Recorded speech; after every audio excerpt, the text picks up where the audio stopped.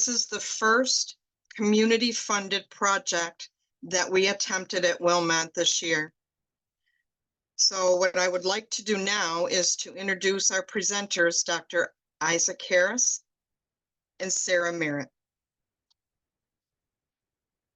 Dr. Harris, an associate professor at University of Rochester in biomedical genetics and pharmacology and physiology.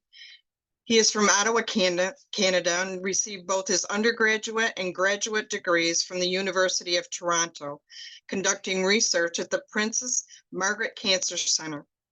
After he joined a lab at Harvard Medical School in Boston, in September 2019, Dr. Harris moved to Rochester to open his independent lab at the U of R at Wilmot's Cancer Center. The Harris Lab focuses on uncovering the various roles of antioxidants in cancer. I'm very excited to say that Dr. Harris is also the recipient, as I previously said, of the first Our Voice, Your Science research funding for performing research that is responsive to and of great importance to the community. Sarah Merritt is the Senior Regional Outreach Coordinator for Wilmot Cancer Institute's Office of Community Outreach and Engagement, a part of URMC. With a background in exercise, physiology, and nutrition, Sarah's passion lies with disease prevention. Currently overseeing an outreach team who serves Wilmot's diverse 27 county catchment area in partnership with community members and local agencies, Sarah addresses the many barriers existing to cancer care, from prevention to survivorship. The goal of these efforts is to bridge these specific community needs to clinical work and research happening at Wilmot. I now have the pleasure to hand this over to Dr. Harris.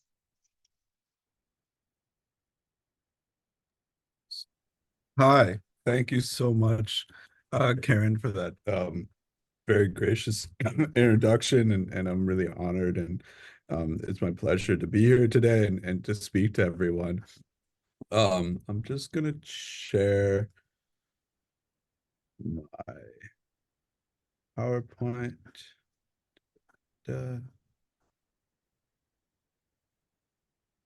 Okay.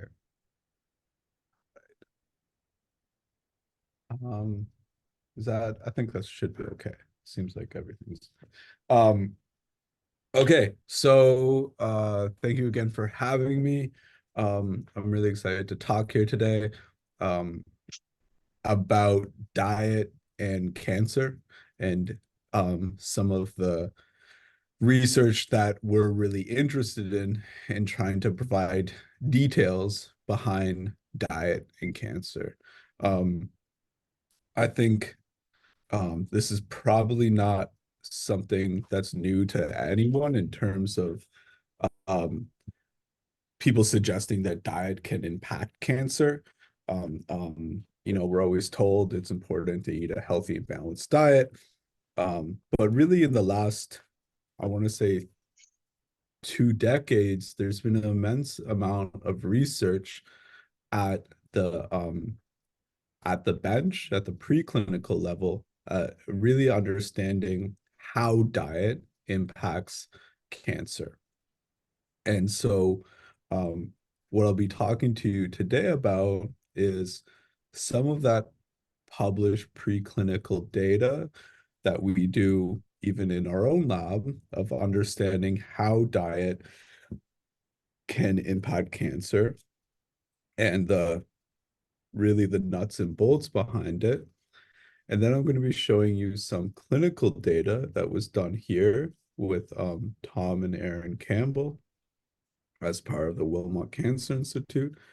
And then I'll try to bring it all together and give a few take-home messages. And again, I really welcome any questions. As Karen mentioned, we were really, really fortunate to receive pilot funding for the Our Voice, Your Science CCAC grant. And this is really, we're really excited to carry out this research and try to interface with the community in trying to get the answer answer your questions and really get at what's most important. Okay, so just to start off, we're going to talk about amino acids. So any protein in the body, it's made up of these amino acids. And so there's 20 different types of amino acids. Um, and these are the building blocks for proteins. But in addition, they do a lot of other things. Um, so as I mentioned, these amino acids, let me change to a laser pointer. These amino acids help make proteins. So protein biosynthesis. This is really just making proteins. And so a cancer is something that really is defined as, or one of the definitions of it is uncontrolled growth. It's a set of cells that just keep growing, they don't die, and they're kind of out of control. And you, to really sustain that, you need to sustain all the important basic functions for even just having a cell to grow. And so to have a cell, it's made up of all these proteins, and therefore to for a cancer cell to grow and expand, you actually need to sustain this high level of protein biosynthesis. It's kind of like saying, you have something that's building up and building up, and well, you need a lot of bricks and materials, and these are the materials, these amino acids.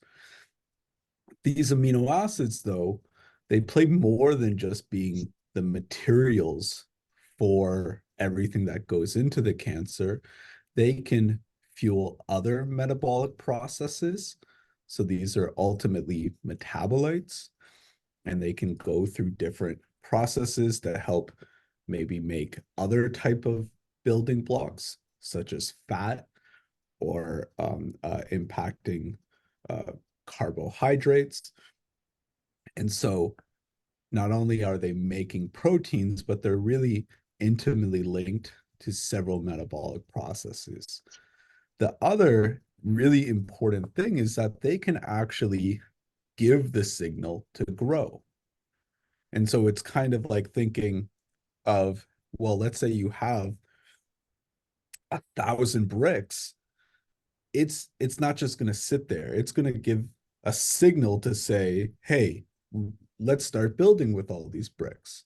And so not only do the amino acids provide the base to build these cancers, but they can actually feed into giving the signals for the cancers to continually grow and grow and grow.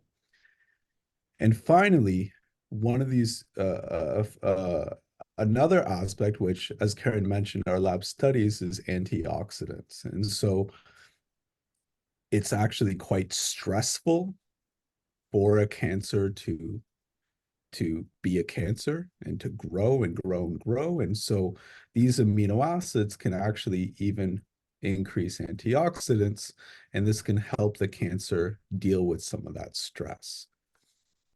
And so hopefully this gives just the base overview of how these amino acids can act as building blocks to build the proteins that make up the cancers. They can act as intermediates for different metabolism. They can act as the signal themselves to say, hey, let's start building. And they can act as also basically a cooling system to cool stuff off and help deal with the stress. Now, where do these amino acids come from? And they really come from two spots. One being the diet. So what we put into our body ultimately gets broken down, and we have these amino acids in circulation throughout our body and in our blood. The other part is through intermediate metabolism. And so this is that it's either these amino acids, you're either going to take them up from outside through your diet, or the cancer can actually make them themselves from other amino acids, from other substrates, and other building blocks. And so in our lab, and I think in a lot of research here at the Wilmot Cancer Institute, we like to try to lay everything out as clear as possible and figure out, okay, how can we attack this? How can we try to block some of these processes that ultimately block cancer growth? And so one simple way is saying, well, let's have different drugs or different compounds that block how the amino acids are used. This is, you can block protein synthesis, you can block metabolism, you can block signaling, and you can block antioxidants. And so this has worked to a certain extent, and there's definitely therapies around this. But there's also a lot of different ways that cancer can basically dodge it. The cancer can say, okay, you block this, I'm going to upregulate this. You block this, I'm going to upregulate this. And they can get around some of these drugs. Another way is saying, how about we use drugs to prevent the production of these amino acids? So let's attack it this way. Again, this is really tricky because there's not just one way to make these amino acids. And so similar to this, you run into problems being like, well, I drug one thing, but then something else happens. And I do this, and then something else happens. And they call it almost like a whack-a-mole situation. You're hitting this, and this is coming up, and you're hitting this, and this is coming up. And so these two approaches of trying to target the downstream utilization of the amino acids or trying to target how they're made, it's had some success, I think, but it's also, I think, in my opinion, it's had somewhat limited success. On top of all of this, you run into a very real issue of therapeutic window, meaning that we do have lots of cells in our body that want to grow. They want to do these protein biosynthesis, metabolism, signaling, antioxidants. And with these drugs, especially because they're throughout our body, they're not necessarily discriminating between normal cells and cancer cells. And so with these therapies, there's potentially a smaller therapeutic window in that you're hitting a cancer cell, but you're not hitting a normal cell. So overall, these approaches have some fairly significant challenges. A different approach is saying, let's go all the way to the front of the class and let's see can we impact diet? If we alter diet, maybe we'll limit how much amino acids are actually coming in. And maybe this is a very tractable, like a doable approach of lowering amino acids in the body. And so what I'll be showing you next is some published preclinical studies where we can model cancer growth in the lab, and we can alter the diets of that in these models. And so what we do a lot in our lab and a lot across the world is we use mouse models of cancer. Mice are a physiological system that can, to a large extent, recapitulate human cancer and human disease. And so what I'll be showing you is how when we provide mice that have cancer different diets, how that impacts the cancer growth within them and their overall survival. And so the first question was, let's try to alter the diet and lower the amount of amino acids coming in. And so this group from the UK, this was published in Nature in 2017, looked at a diet without two important amino acids. So these two amino acids, serine and glycine, these are two of the 20 amino acids. And so what I'll be showing you is minus SG diet. And so they asked a very simple question. They had different models of cancer. Here, this one is called APC min slash plus. And without getting into detail, this is a model of colon cancer. So these mice are destined to get colon cancer.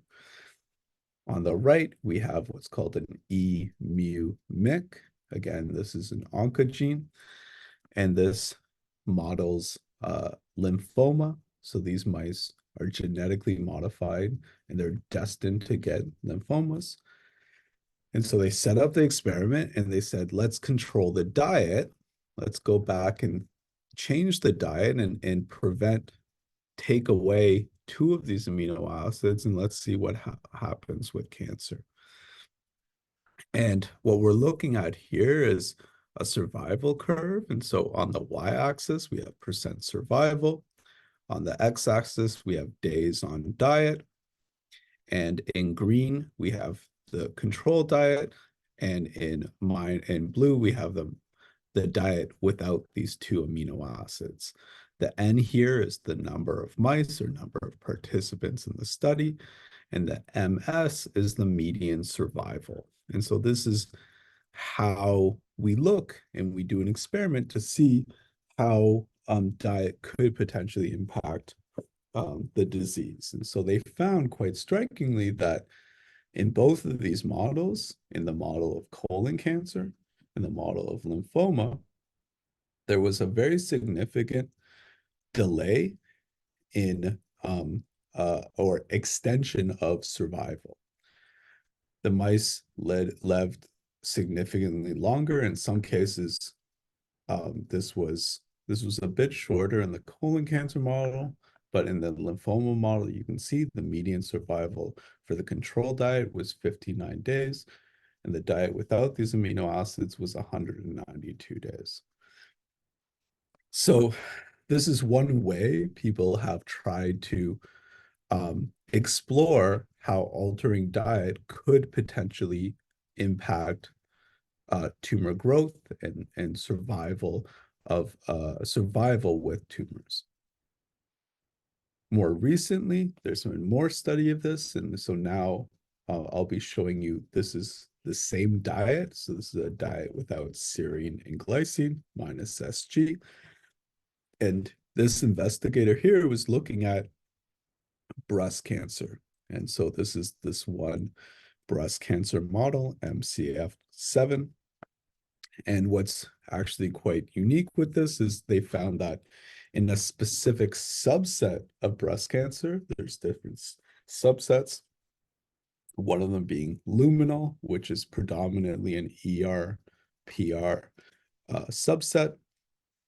They found that when these cancer cells grew in the mice, they could measure their growth over time. And so this is tumor volume on the y-axis and days on the x-axis. And you can see this is the control diet. The tumors slowly over time get bigger and bigger, but they're getting bigger at a much slower rate when they don't have these amino acids in the diet. And this is also represented at the end of the experiment. We can weigh the tumors and we can see the tumors weigh significantly less.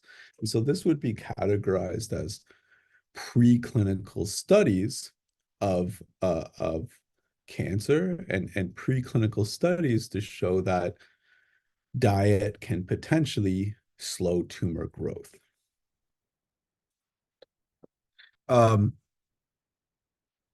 So if we come back to our diagram, oh, and this is another piece of data, just briefly. This is, again, in colon cancer cells. So CRC119 and CRC240. These are different colon cancer models. And again, we're looking at tumor volume, the size of the tumor over time. And we're seeing that in a controlled diet, the tumors are getting bigger. And what is interesting about this diet, and this was published in Nature in 2019, was that it took away a different amino acid. It took away this amino acid methionine, and they gave a methionine restricted diet. And they found, similar to taking away serine and glycine, there was a significantly slower growth of the tumors in the mice that were given the methionine restricted diet. So this was, again, really exciting. It's really encouraging, but as I mentioned, this is preclinical. This is using mice, and we're doing experiments at the bench, and this is not necessarily the reality. And the reality is we have, to a large extent, a Western diet. And what this Western diet is very high in animal protein. I grew up, as I was in the introduction, I grew up in Ottawa, Canada. My mom would make roast chicken, and we'd have pork chops, and we'd have hamburgers and spaghetti with meat sauce. And there was a lot of animal protein in almost all of our meals. And I'm no way judging my meals growing up. It's more that I think that there's almost an expectation as well. This is what we need. This is, the idea is that um, while we need all this animal protein, we need to have animal protein as part of our diet. But again, I think this is very much a Western diet. There's definitely other diets which are not heavy in animal protein.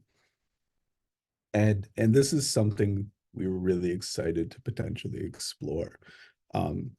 So we wanted to try to, again, bring together this preclinical data where mice were given these specific diets that we could really control, and try to merge this with reality, being that well, how can people try to lower amino acids in their own day-to-day diet? And one approach is a plant-based diet, and specifically a diet that's much higher in plant protein. Plants have less amino acids, they're less dense in amino acids. And so this could be an approach by switching to a plant-based diet of potentially lowering amino acids coming into your body. And what I really like about this is, again, instead of these mouse experiments, there's definitely some approaches where people have said, let's try to translate the mouse experiment to reality. And a lot of that involves specific protein shakes or really specific, really specific diets. And those have also not had a lot of success. And some of those clinical trials have actually been terminated because of such low accrual rates. And it's just people were not adhering to the diet because it's so hard, I think, and this is just my personal opinion, it's so hard to adopt a diet that's based around protein shakes and specific food only. And so I was really excited when Tom and Erin Campbell spoke to me that they had some evidence of doing a plant-based diet in patients with breast cancer. And so the work I'll be showing you today is clinical data from Tom and Erin Campbell, and a graduate student in our lab, Tajay Scales, has helped with this in looking at this. And so I'm really excited to share some of this. Sorry, there's just a oh, I'll get to the question. Yeah, I should. Sorry, I just saw it pop up. So yeah, I'm just trying to move, hide video panel. Oops, hide media controls. Okay, perfect. Okay. So what did this trial involve? This was largely a feasibility trial. And by feasibility, it was how feasible is for patients with metastatic breast cancer to adopt this diet. And so this was a plant-based diet, but not only that, it was a whole food plant-based diet. And so this was involving, again, whole foods. So these foods were not processed, and they were all based out of plants. And so this was a fairly shorter study. It was only 8 weeks. They took the baseline numbers of the standard diet with a 3-day food record, serum collection. They switched over, they did an intervention, and they brought this forth for 8 weeks using this whole food plant-based diet. And you can get more information here. This is actually, if you put this into Google, NCT 030452289, this will bring up the clinical trial record number. This is the clinical trial record number, and this will bring up the clinical trial, and there's more information that you can find. So again, this was with women with metastatic breast cancer, or MBC, and they were on stable systemic treatments. So they had, at this point, stable disease, and they were on stable treatments. It involved 20 patients with the intervention group and 11 control. And also what was really, really interesting was there was no counting calories. There was no saying, okay, you can only eat this much or this much or this much. They got 3 meals per day, but it was really ab libitum, meaning you can eat as much as you want, as long as it was a whole food, plant-based food. And what really blew me away right from the beginning was how highly adherent the patients were to this diet. And so I've never, like, this is, in my opinion, just incredibly impressive that it was almost a 95% adherence to this diet, where, and 95% of, almost 90%, 5% of the total calories came from whole food, plant-based foods. And so let's look at now what is in this diet and what changed in terms of what was coming into the patients and what the patients were putting into their bodies on this diet. And so one thing that, as I mentioned, really jumped out was they were not limiting how much they consumed. And in fact, they actually consumed slightly more. And now this consumption of mass, it's not, to be clear, this also includes liquids and water. And so they were consuming more, and this may be in the form of also drinking more water, but in no way were they trying to limit how much they were eating. That being said, they did have a significant reduction in caloric intake. So the number of calories, again, comparing the patients at baseline to in green at week 8, these diets were actually, there was significant reduction in the number of calories in the diet.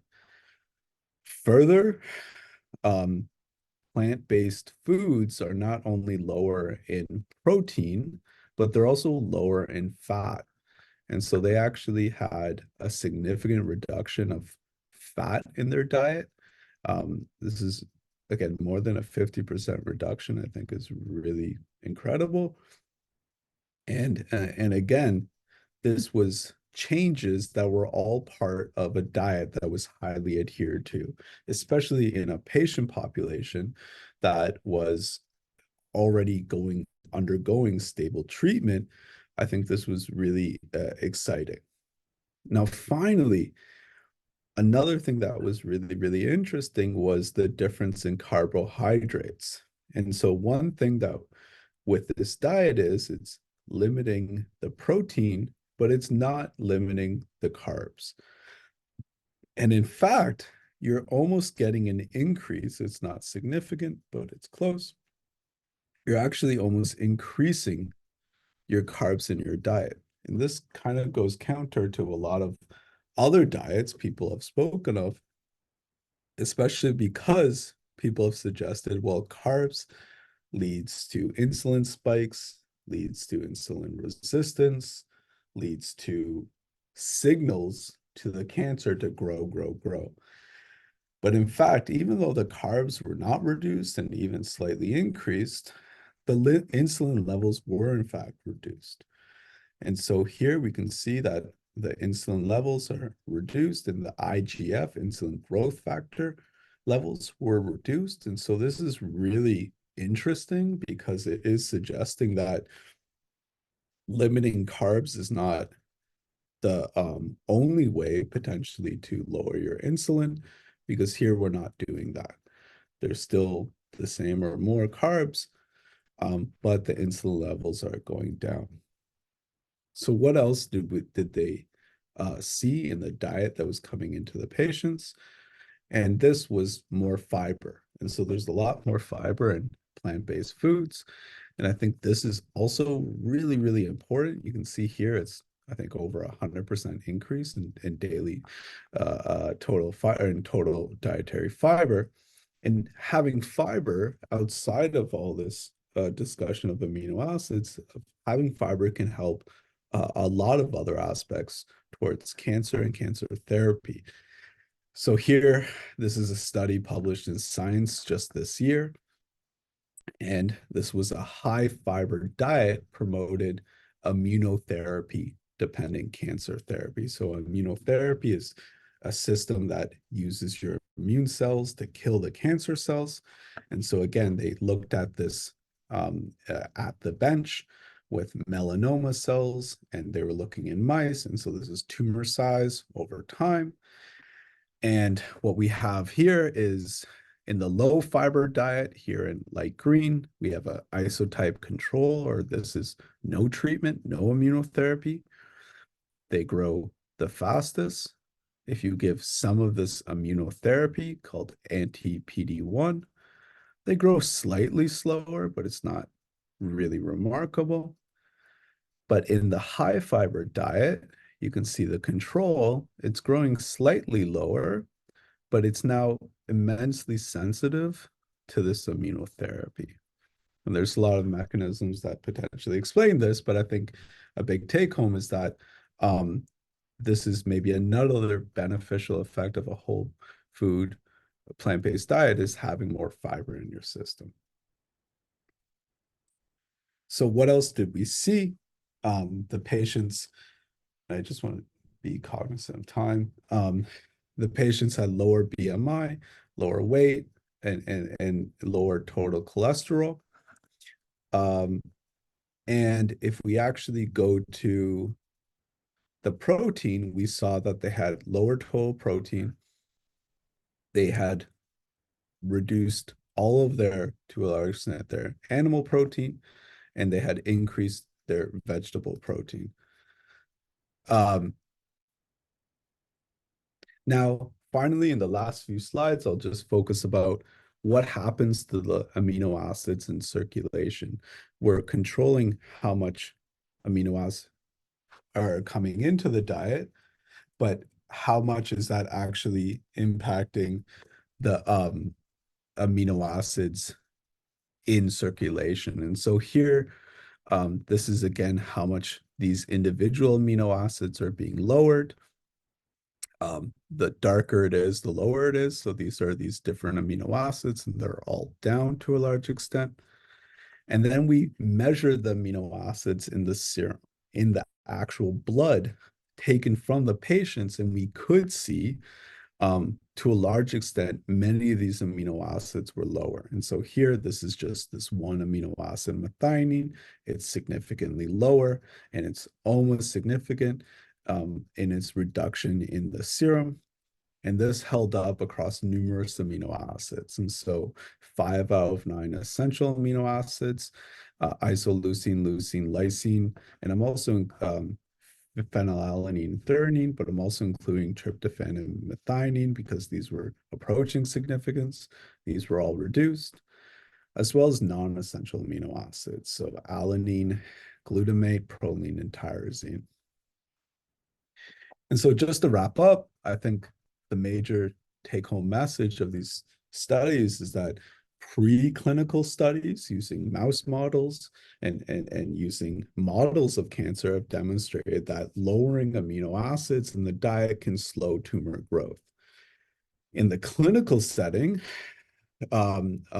we found that a whole food plant-based diet not only contains less amino acids, but it actually contributes to lowering circulating amino acids in your body. And so to pull these two together, we think that a whole food plant-based diet is potentially a tractable or a very doable approach of potentially lowering or slowing tumor growth. And so there's a lot of people I like to thank. This is my group. Tajay has led the study, along with Sarah Blechnico, who's been carrying out some of the more recent work to try to get into mechanisms behind this. We have great collaborators here all at Wilmot: Tom and Aaron Campbell, Luke Papone, Francisco Cartagena Barrera, Brian Altman, Josh Munger, Brad Smith. We have great funding, and in particular, just to point out again, we're really supportive, we're really appreciative of the support from the Wilmot Cancer Institute, the CCAC, and the Our Voice Your Science pilot funding. And with that, I'll take any questions.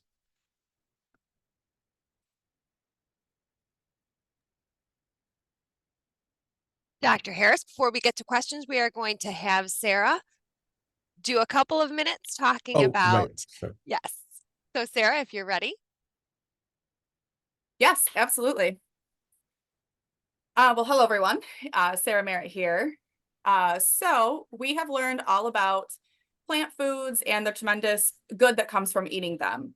The work Dr. Harris and his team of researchers, along with the registered dietitians that work at Wilmot every day, do for our patients is just remarkable.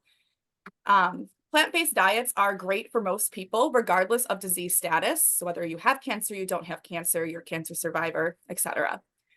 Eating plant foods are associated with the prevention of a number of chronic diseases, not just cancer, like obesity, type 2 diabetes, heart disease, high blood pressure, and breathing problems. But even knowing the benefits of going plant-based, starting this eating style, then adhering to this eating style of a plant-based diet can seem intimidating or impossible. For many of us, just like Dr. Harris mentioned, we grew up eating animal foods. The pork chops, the hamburgers, steaks, chicken, so a bunch of stuff. So we may be coming from farming communities. We may raise our own livestock. We might hunt. We might support or prefer to buy local sources, which includes protein sources, so the farm from your neighborhood. Or simply stated, you enjoy eating meat, poultry, fish, eggs, or dairy. And that enjoyment is not a bad thing. So when we talk about going plant-based, like Dr. Harris also mentioned, it's no judgment here. I know myself, I enjoy eating a good steak every once in a while and animal products. So you can live a healthy lifestyle while incorporating a plant-based diet into what you eat on a regular basis. This is where the phrase small changes can make a big difference comes into play. There are simple things that you can do daily or weekly to improve your nutrition and incorporate plant foods into what you eat. If you think about the outcomes of the plant-based diets, you find a lot of times it's caloric balance.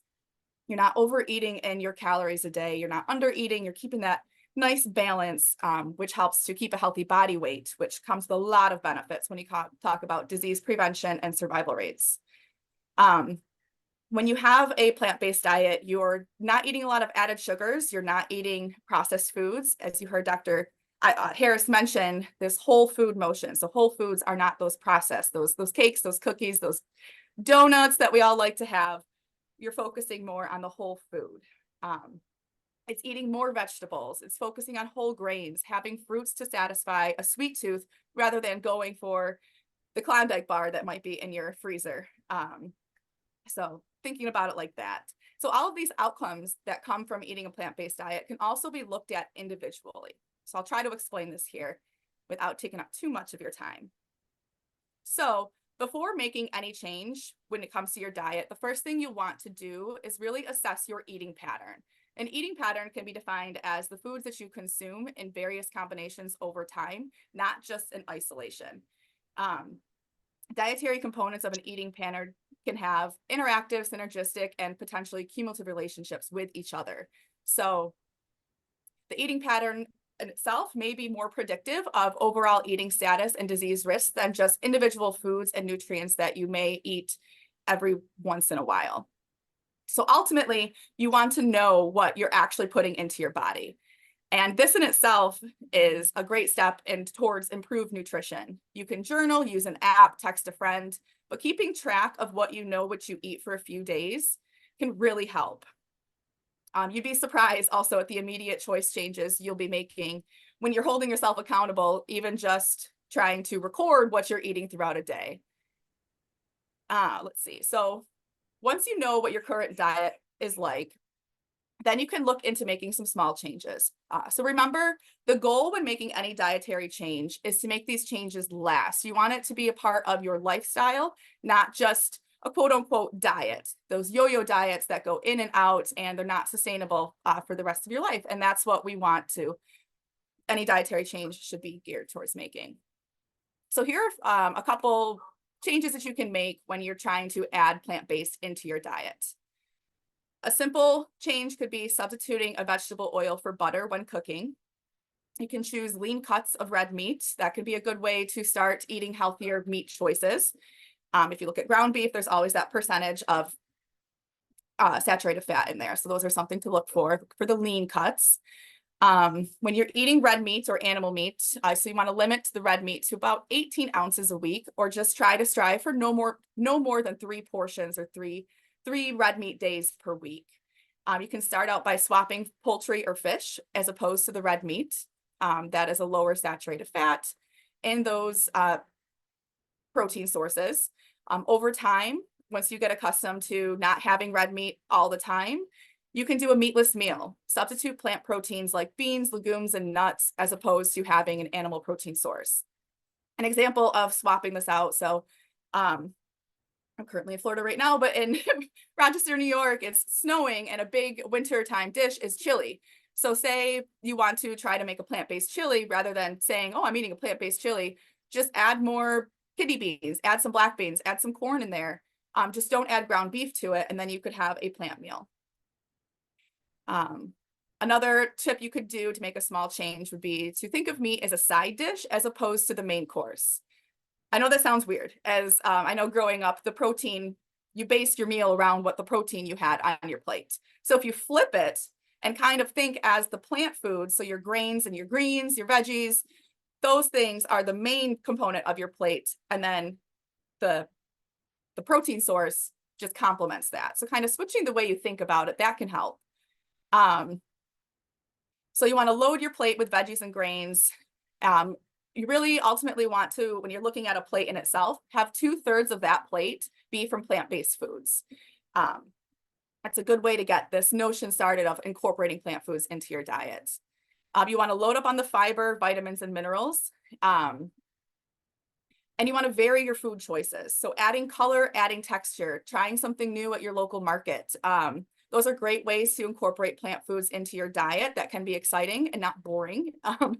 Some people, they hate green foods. Well, there's so many more options other than just green vegetables that you can get these vitamins, minerals, fibers from.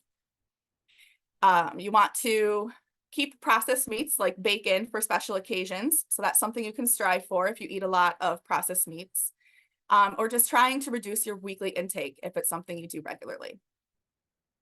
And another tip would be when you're craving something sweet, grab a fruit.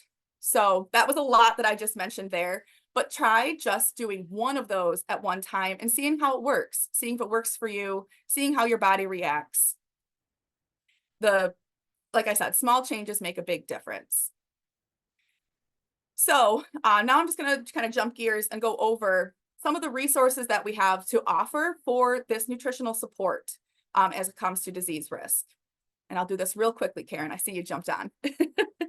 So our Center for Community Health and Prevention, it's a part of URMC, a great partner of COE. They have a class called Promote Health, ran by Katie Bauer, and she is what I call a wellness guru. So this initiative was created to provide evidence-based health promotion and chronic disease prevention education to community members throughout the region. It's made up of a free 8-week healthy living class style, and it provides individuals with the tools to make and maintain healthy lifestyle choices, therefore lowering your risk of cancer and other chronic diseases while increasing your overall health. There are a couple upcoming classes, and we'll share these out with the minutes. Well, Christina will share these. In Oakfield, there's one starting March 28th. Geneseo, we have one of these classes starting in April, and then we have more coming up in Watkins Glen and Ovid. So we're scattering throughout our catchment area here. CCHP, so the Center for Community Health and Prevention, also offers individual and group programming to help manage weight, cholesterol, and overall nutrition. Their team of experts focus on helping you discover what works for you on your journey, making those healthy lifestyle changes. These programs and services are based on and consistent with the best practice guidelines and motivation strategies that successfully engage people in making nutrition or lifestyle changes. And we'll add that contact information as well. And then finally, I just want to give a shout out to our Integrative Oncology Center at Pluta. So research suggests, much like Dr. Harris mentioned here, it suggests that eating healthy habits and support from a registered oncology dietitian, it can help alleviate the side effects of cancer treatment. A diet that is high in unprocessed plant-based foods has been shown to reduce the risk for obesity and cancer, and therefore beneficial for overall health. The programs are offered for cancer patients and survivors, and thanks to the funding by the Pluta Cancer Foundation, these services are available at no cost to qualified patients. So they have nutrition counseling with that board certified oncology registered dietitian, and then they have cooking for wellness, which is actually why they couldn't be here today, because currently they're doing one of their cooking for wellness with one of our partners, the Cancer Support Community at Gilda's Club. So yeah, many options and ways you can learn more about how to make some changes in your diet if going plant-based is something you're interested in. And just know that when you hear plant-based, it doesn't necessarily mean you have to give up all of the animal foods that you like. You know, that's impossible for some people. It's possible for me. But just knowing to incorporate just more plant foods into your diet. So think of it of just adding in these plant foods as opposed to eliminating animal foods. It's kind of like a mental thing. So that is where I'll stop. Thank you, Sarah. And thank you, Dr. Harris. Let's open up to the questions. We've got 5 or 6 questions ready for Dr. Harris. The first one is, what are the dietary changes made that eliminated those amino acids in the mice studies? Yeah, so that's a really good question. And that's actually, I think, a huge challenge is how do we take what we did in this mouse study, what people did in this mouse study, to reality. So there's a couple, and the short answer is this hasn't been figured out. Currently, there's a few startup companies looking at trying to do this. So trying to make diets that are low in specifically some of these amino acids. But again, a lot of these do involve select like protein shakes and select foods. And so I think, and this is just my opinion, that it just hasn't had a lot of success really trying to move from the preclinical mouse studies into reality. And this is what's made me so excited as as someone that does bench research in the plant-based approach, because I think that this is potentially a doable approach. Okay, thank you.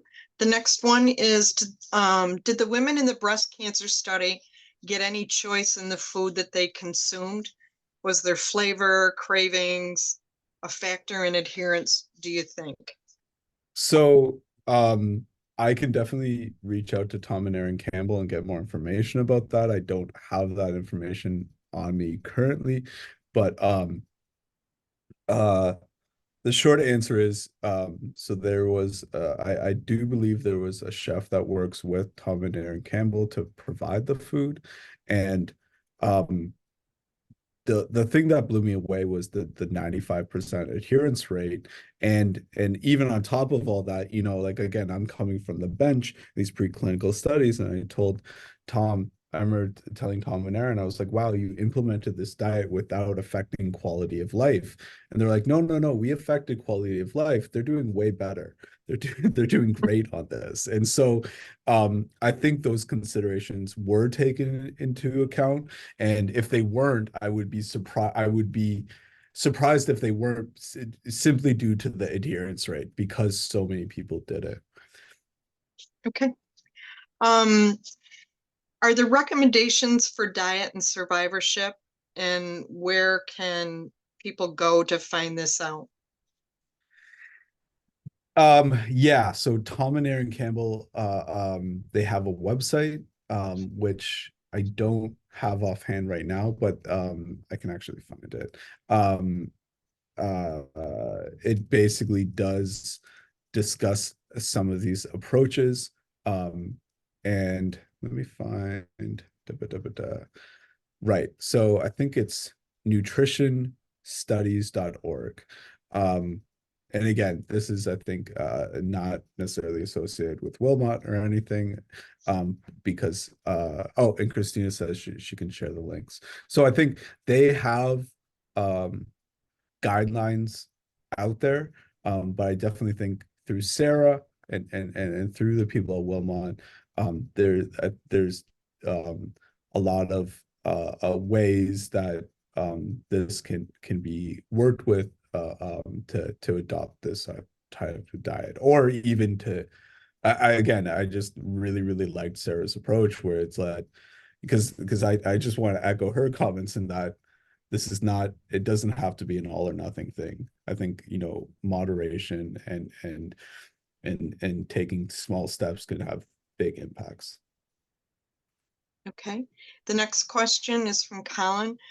Did this research begin with Colin Campbell's China study, and has the theory remained consistent since then? So that I don't have a good answer on, and so I think definitely email me or Tom and Aaron, and if you, and we can follow up with that and provide some more information. Okay. Another question is, does eating sugars increase tumor size? So this is a great question, and this is something that there has been a lot of studies. Again, in these mouse models, they say, like, what I'm showing is you take away amino acids, you get less tumor growth. People have done the opposite with sugars. Okay, if you have more sugars, you get more tumor growth, and that is in fact 100% true. People have shown that having more sugar in these preclinical studies, it can actually drive cancers, and it drives it at multiple stages. So not just the building blocks that grow the cancer, but also the signals for the cancers to grow. And so that is a really spot on. And I think it's another benefit potentially of this diet. Okay, we have another question. Are there challenges for those with high blood sugar going to a plant-based diet? Sarah, do you want to answer that one? Yeah, I can take a stab at it. So anyone with high blood sugar, or so they have the high triglycerides, or they might have diabetes, you want to be cognizant of the sugar levels in the plant foods. So some fruits, some vegetables are very high in sugar, and you may see, a spike after you eat them. So you want to make sure when you're eating something like that, I'm trying to think off the top of my head, the high sugar ones, and I'm blanking, sorry about that, but you want to make sure you offset that with a good protein. And that's something that you can be talked about, like I said, with those dietitians that we have at the Center for Community Health, or if you're a cancer patient with or survivor that has high blood sugar, those dietitians at Pluta are great to work with you on that and give you tips and tricks. But it is something to be cognizant of. as some of these plant foods are high in natural sugar. Thank you. I think we have time for one more. Does decreasing amino acids negatively impact normal cell production? So that's, I think, a really, and that actually even goes into, I think, like a few of the other questions, especially the other one by Sherry being, what if you have a growing child? And so this is a thing with any therapy where it's really important. And the short answer is, we haven't seen this. And so we haven't seen, at least in this trial, any negative impacts within this time frame of patients were not with low energy or anything. Again, me personally, people always ask me, what do I do? Like, do you eat? And so what I say is, and what I do is, we don't cook animal protein at home. I like to, if I go out and have a dinner, I have some animal protein, but I also have a 3-year-old child, and she's grown up with the same diet. And so she, for almost every meal, doesn't have animal protein, and she has more energy than anyone I know, and she's growing. And so again, I think it's really interesting because there is a lot of different cultures across the world that fully adopt a plant-based diet, and there's really not any clear negative impacts to this. And so I think obviously having clear communication with the clinicians and dietitians, but I think it was, again, outside my comfort zone, but just surprising that it's like, well, this is very doable, and it's not necessarily coming with any negatives attached. Okay, well, I think that about wraps it up. Just to close, I'd like to thank both of our presenters and all of you for joining us today. A special thanks to our interpreters for allowing us to share this information with our deaf community. So please be sure to fill out the survey following this webinar to make sure we are providing content that you are interested in hearing about. Surveys must be completed to receive continuing education credit, and an email will be sent out within the week with links to this recording. And all the best, Dr. Harris, with this project. We're very excited about it. And Sarah, enjoy your vacation. Thanks, everybody. Bye, Thank everyone. you. Have a great rest of the day. Bye-bye. Thank you. Bye.